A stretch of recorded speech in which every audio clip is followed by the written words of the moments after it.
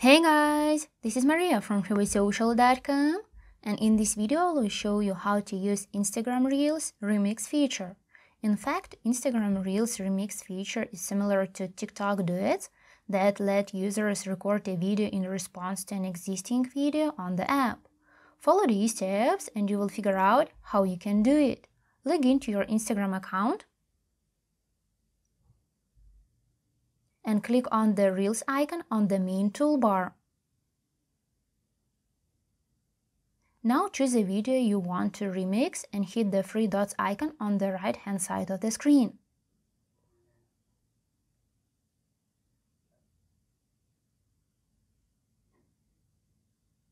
If the user has enabled the remix feature, then you will see the Remix this Reel option.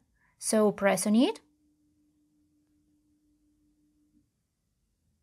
and you will see that the user's video appears on the left side of the screen.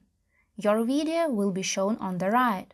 Now record a video by tapping the button or upload it from your camera roll.